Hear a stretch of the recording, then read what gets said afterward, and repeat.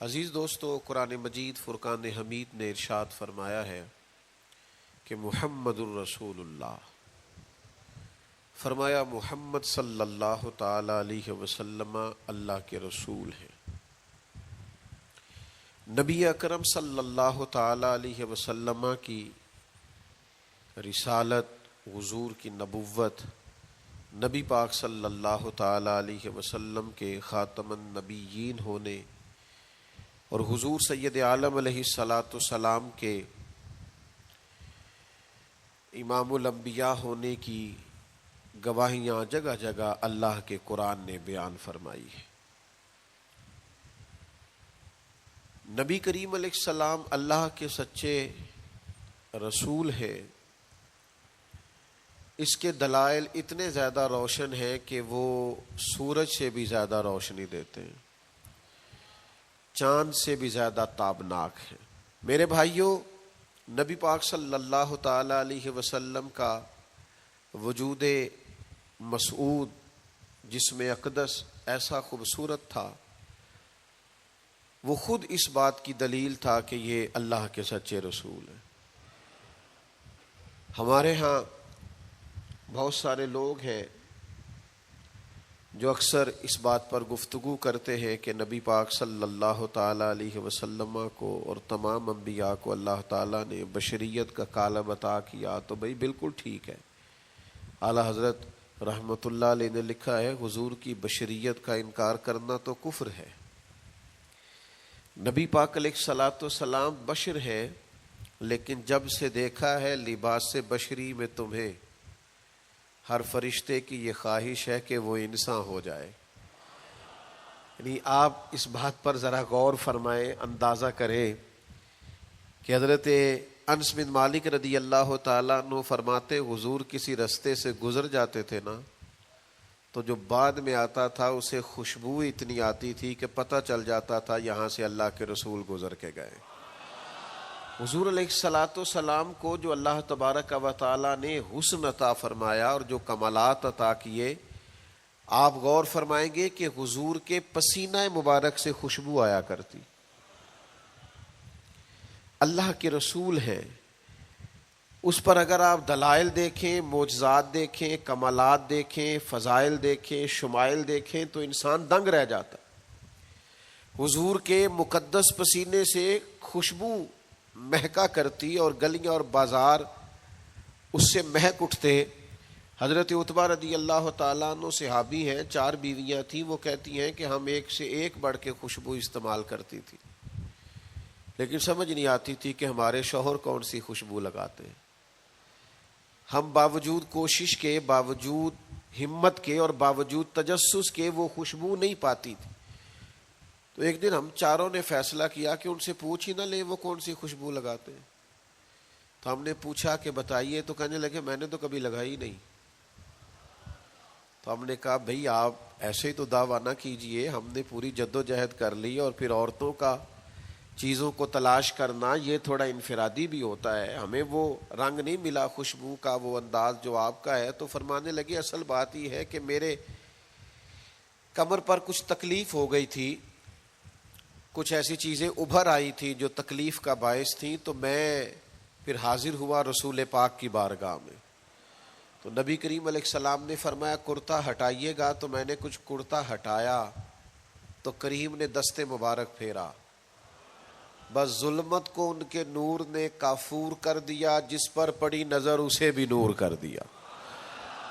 تو محمد صلی اللہ تعالی علیہ وسلم اللہ کے رسول ہیں، اس پر اتنے دلائل ہیں، یہ اتنا آفتاب سے روشن مسئلہ کہ یعنی آپ شمار کرتے جائیں، آپ گنتے جائیں، آپ سیرت کو پڑھتے جائیں، آپ فضائل کو پڑھتے جائیں، کمالات کو پڑھتے جائیں، تو مرحوم اعظم چشتی کا ایک جملہ اتنا فٹ آتا ہے کہ یہ سارا مضمون اس میں سمٹ جاتا ہے۔ وہ کہتے ہیں تیری حیات پاک کا ہر لمحہ پیغمبر لگے، یعنی لمحہ لمحہ بتاتا ہے کہ آپ اللہ کے سچے رسول ہیں۔ ایک ایک گزرنے والی گھڑی بتاتی ہے کہ آپ اللہ کے سچے رسول ہیں۔ حضور کا مسکرانا بھی بتاتا ہے کہ سچے رسول ہیں۔ نبی پاک علیہ السلام کا دیکھنا بھی بتاتا ہے کہ حضور اللہ کے سچے رسول ہیں. حضور تو کسی پر جلال بھی کر دینا تو بھی پتہ چلتا ہے اللہ کے سچے رسول ہیں.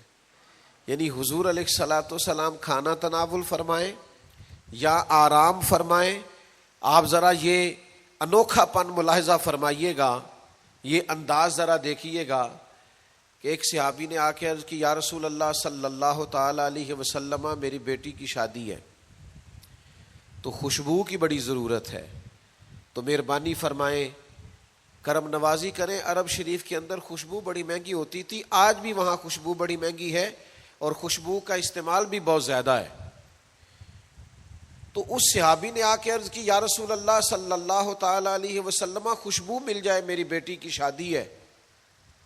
تو حضور علیہ السلام نے فرمایا ایک لکڑی لے آؤ اور ایک بوتل ایک شیشی لے آؤ. وہ لے کے آئے تو محبوب نے نا لکڑی کے ساتھ اپنا پسینہ تیری حیات پاک کا ہر لمحہ پیمبر لگے، حضور نے وہ پسینہ مبارک اتار کے اس شیشی میں ڈال دیا. فرمایا جا جا کے استعمال کر، اللہ تبارک و تعالی بہترین خوشبو عطا کرے گا.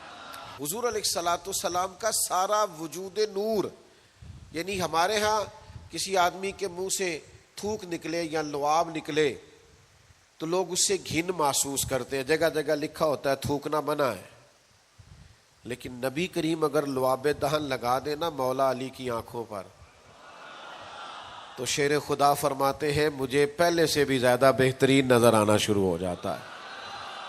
اللہ کے محبوب صلی اللہ تعالی علیہ وآلہ وسلم کے پورے وجود نور کو جیسے جیسے دیکھتے جائیں محسوس ہوتا ہے کہ تیری حیات پاک کا ہر لمحہ پیمبر لگے. حضرت عبداللہ ابن سلام رضی اللہ تعالیٰ عنہ فرماتے میں گفتگو کرنے آیا تھا، حضور علیہ الصلاۃ والسلام کے دین کے بارے میں کچھ معلومات کرنے آیا تھا، اور میں تورات کو پڑھنے والا تھا، اہل یہود کے علماء میں سے آپ کا شمار ہوتا تھا. اپنے کچھ لوگوں کے ساتھ آئے، فرماتے نبی کریم صلی اللہ تعالی علیہ وسلم اونٹنی پر تشریف فرما تھے اور صلہ رحمی کے متعلق کچھ گفتگو کر رہے تھے. میں نے حضور کی گفتگو سنی. محبوب کا لباس مبارک مہنگا نہیں ہوتا تھا پر نہایت ہی اجلا ہوتا تھا، نہایت سادہ ہوتا تھا، نہایت باکمال ہوتا تھا. فرماتے میں نے اونٹ پر بیٹھے ہوئے محبوب کے لباس کا، بات کرنے کا، نفاست کا، ہاتھ اٹھانے کا وہ انداز دیکھا، اور جھکی جھکی نظریں اور معصوم لہجہ اور گفتگو میں سلاست اور روانی اور ٹھہرے ٹھہرے جملے اور لفظوں کا وہ ایک خوبصورت ریدھم. فرماتے ہیں وہ سارے انداز میں نے دیکھے تو میں جو بات کرنے آیا تھا مجھے بھول ہی گئی. لباں تے موہراں لگیاں، بولن دی جاچ ہی بھول گئی، ایتھے زباناں تائیں کھولن دی جاچ بھول گئی. فرماتے میں کوئی بات ہی نہ کر سکا. جیسے ہی محبوب کے قریب گیا میں نے فوراً عرض کیا مجھے کلمہ پڑھا دے، میں مسلمان ہونا چاہتا ہوں. یہ آج جو لوگوں کی طبیعتیں الجھ سی گئی ہیں نا، آج یہ جو بے شمار باتیں، بے شمار گفتگو، سوشل میڈیا کا بے دریغ اور بے ہنگم استعمال اور ذہن کو ہر وقت تھکائے رکھنا اور طبیعت کو ہر وقت اوور تھنکنگ کرتے کرتے اپنے آپ کو پریشان کر دینا، یہ جو ساری بے چینی ہے، یہ جو سارا اضطراب ہے، یہ جو ساری ہماری طبیعتیں الجھ سی گئی ہے. ہر آدمی کو دوسرا دشمن نظر آتا ہے اور ہر ایک کو دوسرا اپنا مخالف دکھائی دیتا ہے، اور معاشرے کے اندر بسنے والا ہر آدمی لالچی دکھائی دیتا ہے. محسوس ہوتا ہے سارے شہرت کے لیے لگے ہوئے ہیں، سارے اقتدار کی جنگ لڑ رہے. یہ جو ہماری ساری بدگمانیاں ہیں اس کی بنیادی وجہ یہ ہے کہ ہم ادھر ادھر تو کھول کے دیکھتے ہیں، اپنے محبوب کی بارگاہ کی طرف نہیں دیکھتے.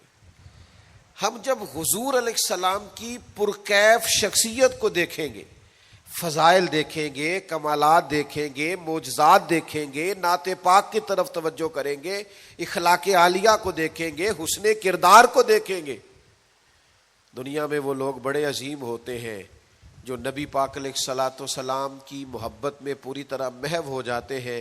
آپ یقین کریں جو دروازہ رسول تک پہنچ جاتے ہیں ان کا سفر ہی ختم ہو جاتا ہے.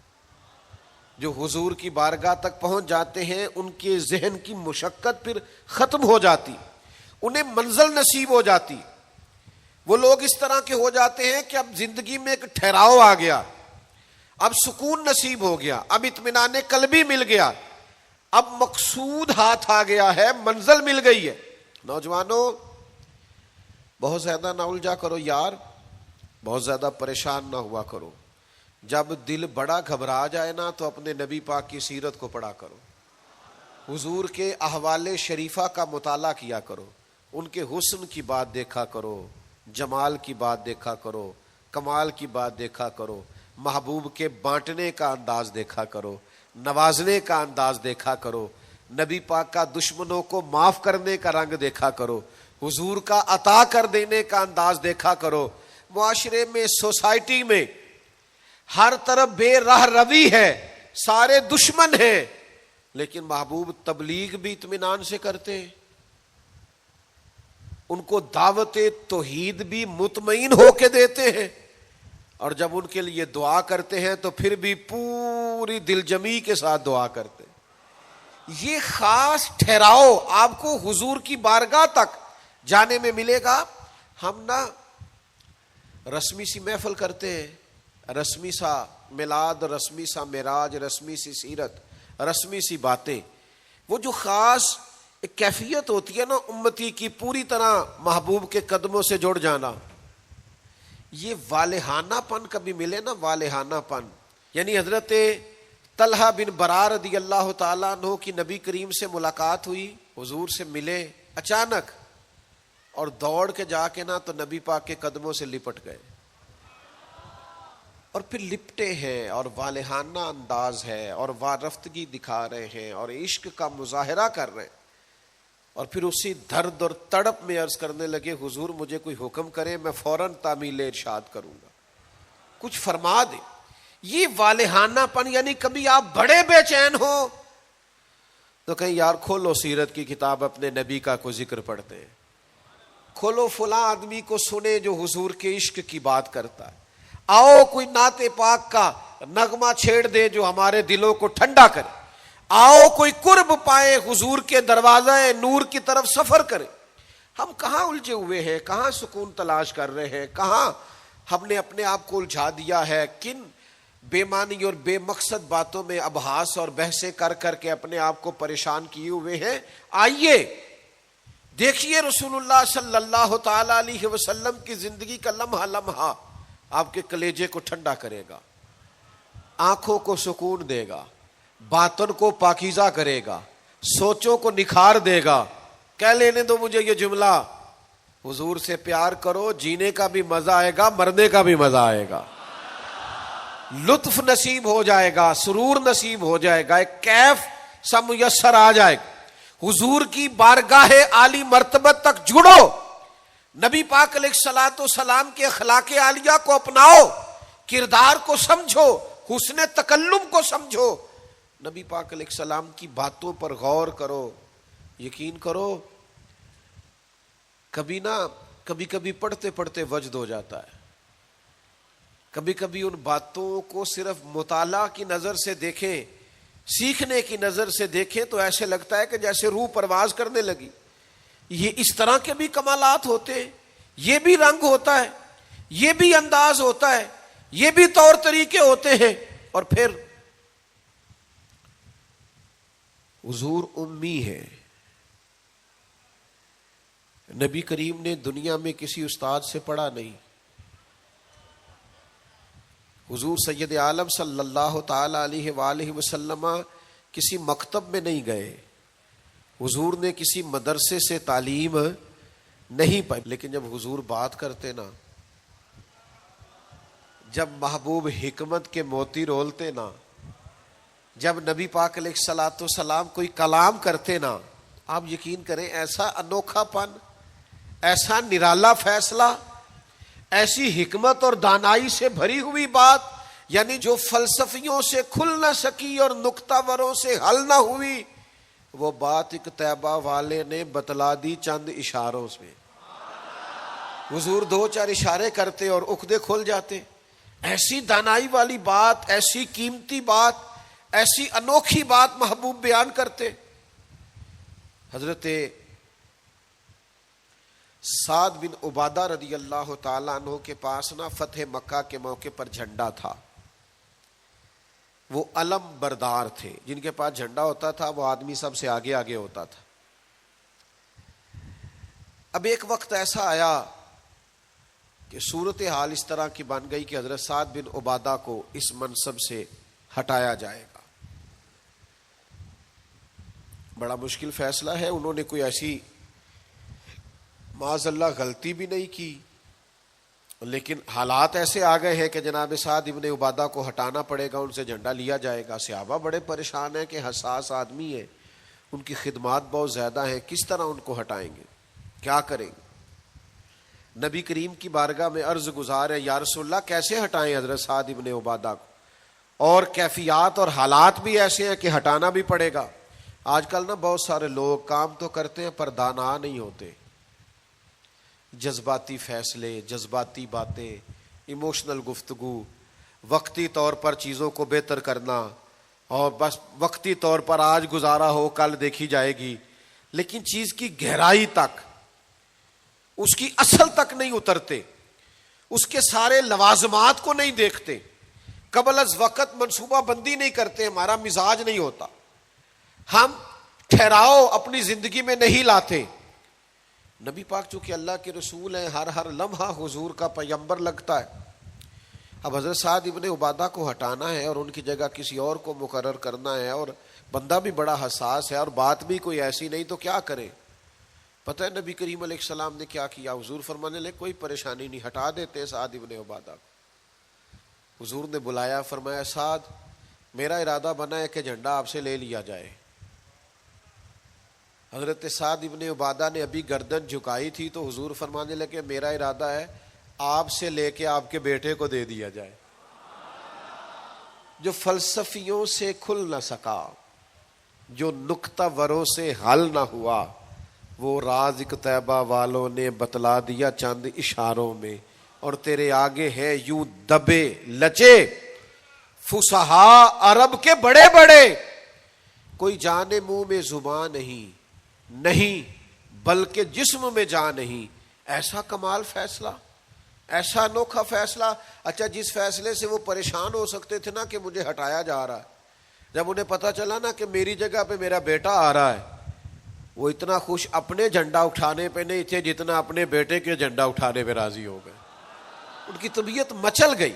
نبی پاک صلی اللہ تعالی علیہ وسلم کے پیغمبر ہونے پر، نبی ہونے، ایسے دلائل، ایسے کم، آپ جس زاویے سے دیکھیں ششدر رہ جائے گی، حیران رہ جائیں گے، پیار ہو جائے گا. کچھ ایسے مصنفین بھی گزرے ہیں معاذ اللہ ثم معاذ اللہ، جو مسلمان نہیں تھے، غیر تھے، کلمہ نہیں پڑھتے تھے. معاذ اللہ استغفر اللہ، نقل کفر نہ باشد، تنقید کی اینک لگا کے انہوں نے حضور کی سیرت کو پڑھا، لیکن اس نظر سے پڑھا پھر بھی مدینے والے کے غلام ہو گئے. یہ کہنے پر مجبور ہو گئے کہ نہ بھائی ایسا کوئی محبوب کہیں ہوگا نہ کہیں ہے، بیٹھا ہے چٹائی پہ مگر عرش نشیں ہے. نبی پاک علیہ السلام. پھر ایک اور بات، حضور امی ہے لیکن ایسی کمال بات کرتے، ایسا انفرادی فیصلہ کرتے کہ دنیا حیران رہ جاتی. پھر جو عظمت کردار ہے نا، بلندی یہ کردار، مجھ سے ناراض نہ ہوئیے گا، بہت سارے لوگ ہیں جو باتیں بڑی زبردست کرتے ہیں، گفتگو میں کوئی ان سے جیت نہیں سکتا. ان کا لب و لہجہ ایسا ہوتا ہے کہ شاید کسی بڑے سے بڑے عالم فاضل کو بھی بولنے نہ دے، لیکن عمل کی باری آتی ہے تو کمزور ہوتے ہیں. باتیں بیسیوں آتی ہیں، درجنوں آتی ہیں، نماز کا ٹائم ہوتا ہے تو بہانے بازی کرتے ہیں، وہ میرے کپڑے نہیں ٹھیک، بس دعا کرے انشاءاللہ شروع کر دوں گا، کہانیاں سناتے ہیں.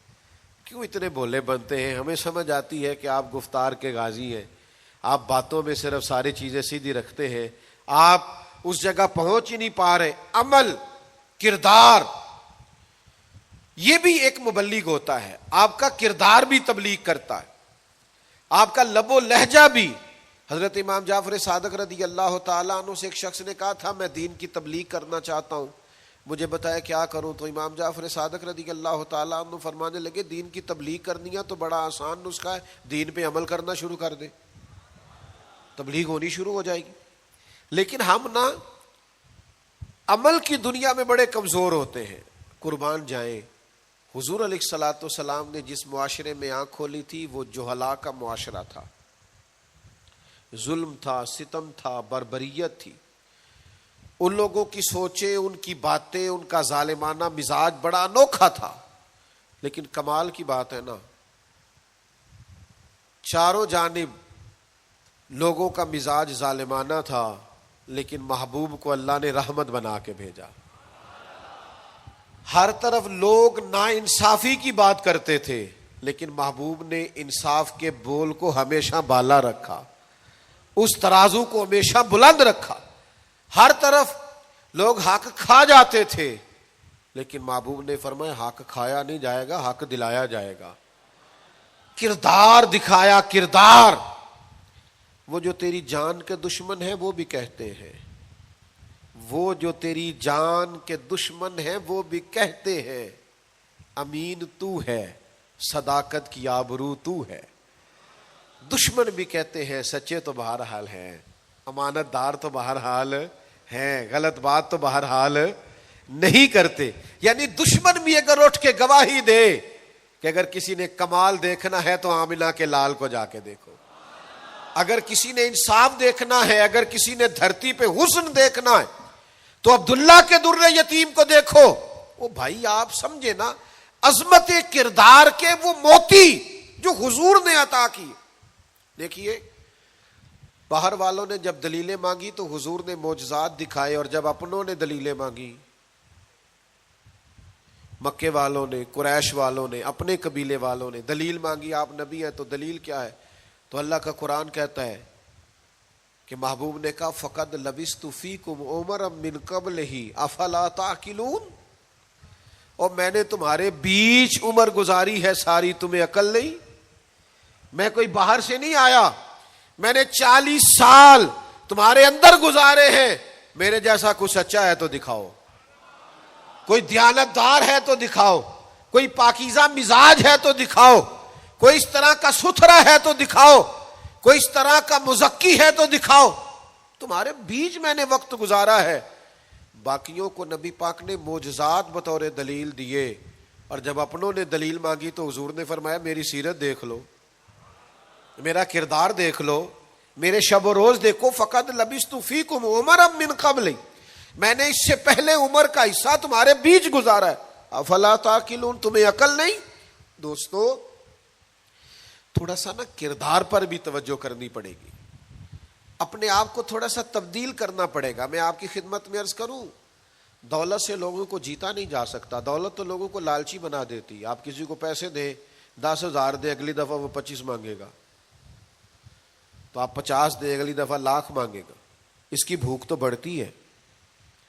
آپ عہدے کے زور پر بھی لوگوں کے محبوب نہیں بن سکتے، اس لیے کہ پھر وہ شخصیتوں سے پیار نہیں کرتے، کرسیوں سے پیار کرتے۔ آپ کرسی پہ ہیں تو آپ اچھے لگتے ہیں، جب دوسرا آئے گا تو اس کو سلوٹ کر لیں گے۔ نبی پاک علیہ الصلوۃ والسلام نے فرمایا اگر تم کسی شخص کو قائل کر سکتے ہو اور اس سے محبت بڑھا سکتے ہو تو ایک ہی صورت ہے، اور وہ تمہارا حسن اخلاق ہے۔ اللہ کے محبوب صلی اللہ تعالی علیہ وسلم نے خلق کے ساتھ، کردار کے ساتھ، نبی پاک علیہ السلام نے محبت کے ساتھ، زید بن دسنہ بہت بڑے یہودیوں کے عالم تھے۔ ایک دن حضرت بلال حبشی رضی اللہ تعالیٰ عنہ سے کہنے لگے سنا ہے نبی پاک علیہ السلام کی بارگاہ میں جب بہت سارے مہمان آتے ہیں تو آپ کو کچھ قرض بھی لینا پڑتا ہے۔ جناب بلال کہنے لگے لینا پڑتا ہے، کہنے لگے مجھ سے لے لیں، میرے پاس اضافی پیسے پڑے ہیں، آپ نے دے ہی دینے۔ حضرت بلال نے لے لیے، ایک ٹائم مقرر ہو گیا، فلاں دن پیسے واپس کرنے۔ اپنی وعدے میں 3 دن رہتے تھے۔ نبی پاک علیہ الصلوۃ والسلام مدینہ طیبہ کے چوک میں کھڑے ہیں، ساتھ حضرت عمر فاروق رضی اللہ تعالیٰ عنہ۔ یہ وہاں پہنچ گئے یہودیوں کے عالم۔ آ کے کہنے لگے وہ میری رقم واپس کریں. تو حضور نے فرمایا ابھی تو وعدے میں 3 دن رہتے ہیں. تو اس نے بڑے سخت جملے کہے. آپ کی توجہ ہے میری بات پر؟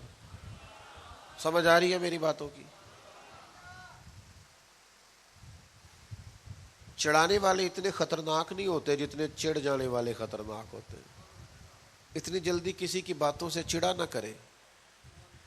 یعنی ہر ایک کوئی دشمن بنا لیتے ہو. جس کا سٹیٹس ہی نہیں آپ کے ساتھ کھڑے ہونے کا اسے بھی دشمن بنا. اور دعا کرو کہ دشمن بھی خاندانی ہو. ہر ایک کوئی دشمن مان لیتے ہو. اسے بھی میرا اختلاف ہے, یہ بھی مجھ سے حسد کرتا ہو. چھوڑے یار, آپ کا کوئی سٹیٹس ہی نہیں ہے. سب کے ساتھ آپ کا مقابلہ شروع ہو جاتا ہے. کہیں رکے تو صحیح. کہیں وہ جو 3 بندے وہاں کھڑے ہیں, وہ جو 4 وہاں کھڑے ہیں, وہ جو 5 وہاں کھڑے ہیں, وہ میرے خلاف باتیں کر رہے ہیں. وہ یار آپ بلا وجہ پریشان ہیں. وہ کوئی اور گل پہ کر دینے تو ہڑی نہیں کر دے. وہ کوئی بلا وجہ دشمن بنا لینا, چڑ جانا, ذرا سی بات پہ ڈسٹرب ہو جانا, بہت زیادہ پریشر اپنے ذہن پہ ڈالنا, اس سے بندہ کمزور پڑ جاتا ہے. انہوں نے سخت جملے کہے, لیکن نبی کریم صلی اللہ تعالی علیہ وآلہ وسلم نے نا کسی بات کا کوئی جواب نہیں دیا. حضرت عمر نے تلوار نکال لی. تو حضور فرمانے لگے کہ عمر آپ نے تلوار نکال لی ہے, آپ کو چاہیے تھا انہیں کہتے مطالبہ نرمی سے کریں اور مجھے کہتے ان کی رقم واپس کریں. فرمایا چھوڑو, یہ جو وقار ہوتا ہے نا یہ آدمی کے قد کاٹ کا پتہ دیتا ہے. یہ جو حوصلہ ہوتا ہے یہ اس کی تعلیم کا, اس کی تربیت کا, اس کے علم کا, اس کے بڑے ہونے کی خبر دیتا ہے. حضرت عمر سے حضور نے فرمایا چونکہ انہوں نے اب پہلے مطالبہ کر لیا ہے تو ہم ایسا کرتے ہیں پہلے ہی پیسے دے دیتے ہیں.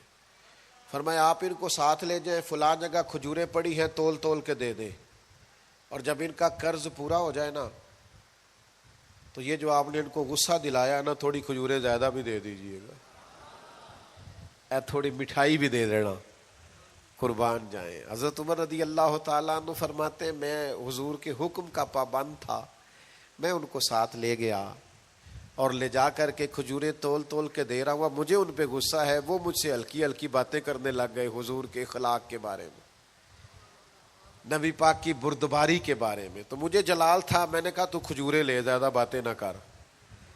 میرا اپنا ایک خیال تھا کہ انہوں نے بڑے سخت جملے کہے ہیں. تو فرماتے انہوں نے میرا ہاتھ تھاما اور کہنے لگے عمر یار میرے اوپر جلدی نہ کر, میرے درد کو سمجھ, میں تورات کا عالم ہوں, میں نے اللہ کے آخری نبی کی جتنی نشانیاں تورات میں پڑھی ہیں ساری مدینے والے محبوب میں پائی جاتی ہیں. ایک نشانی میں نے یہ پڑھی تھی کہ جتنا جتنا کوئی جہالت کرتا جائے گا نبی پاک کا علم اتنا ہی غالب آتا جائے گا, حضور کی بردباری اتنی بڑھتی جائے گی. تو میں نے نا جان بوجھ کے حضرت بلال کو پیسے دیے تھے, اور 3 دن پہلے میں نے واپسی کا مطالبہ بھی جان بوجھ کے کیا تھا. میں نبی کریم کا حلم دیکھنا چاہ رہا تھا, میں وہ تورات کی نشانی دیکھنا چاہ رہا تھا, اور پھر میں نے سخت جملے بھی جان بوجھ کر کیے. پر قربان جاؤ مدینے والے کو جس اینگل سے بھی دیکھا ہے اللہ کا سچا رسول ہی پایا. محمد الرسول اللہ, محمد اللہ کے رسول ہے صلی اللہ علیہ وسلم. اب وہ کہنے لگے جناب عمر سے مجھے لے جائے نا, میں نے حضور کا کلمہ پڑھنا ہے, مجھے لے جائے بارگاہ تک, میں نے نبی پاک علیہ السلام کی غلامی کا پٹا گلے میں ڈالنا ہے. تو میرے بھائیوں نبی پاک علیہ السلام کی بارگاہ تک رسائی پائیے, حضور کی عالی مرتبت بارگاہ کی طرف اپنے آپ کو لے کر کے جائیے. آج اگر ہم اطمینان چاہتے ہیں ذہنی طور پر بھی, قلبی طور پر بھی, روحانی طور پر بھی, فکری طور پر بھی, تو ایک ہی راستہ ہے, اپنے آپ کو حضور سے وابستہ کریں. ہم جس طرح کی آزمائشوں کا دن رات شکار ہے, اور جس طرح سے ہمیں نئی نسل الجھی ہوئی, بے چین, بے قرار اور مضطرب نظر آتی, اس کا کوئی اور حل نہیں ہے. اس کا ایک ہی حل ہے کہ مرنے کی طرف دیکھ, نہ جینے کی طرف دیکھ, جب چوٹ لگے دل پہ تو مدینے کی طرف دیکھ. اپنا تعلق حضور سے جوڑیے، اپنا رشتہ نبی کریم سے جوڑیے۔ میں آپ کی خدمت میں عرض کروں گا، وقت نکال کے درود پاک پڑھا کریں، وقت نکال کے حضور کی سیرت کا مطالعہ کیا کریں، ٹائم نکال کر کے نبی پاک صلی اللہ علیہ وسلم کی نعت شریف کو پڑھا کریں، وقت نکال کر کے حضور کی بارگاہ کی طرف بڑھا کریں۔ جب تک ہم یہ سارے کام نہیں کریں گے اطمینان نہیں پائیں گے، اور پھر جیسے جیسے حضور کو پڑھو گے، نبی پاک کو سنو گے، دین کی صداقت سمجھ میں آئے گی، آپ کو سمجھ لگے گی کہ آپ اس دین کے ماننے والے ہیں جو سب دینوں پر غالب بھی ہے، سب سے سچا بھی ہے، سب سے کھرا بھی ہے، اور سب سے زیادہ نکھرا ہوا بھی ہے۔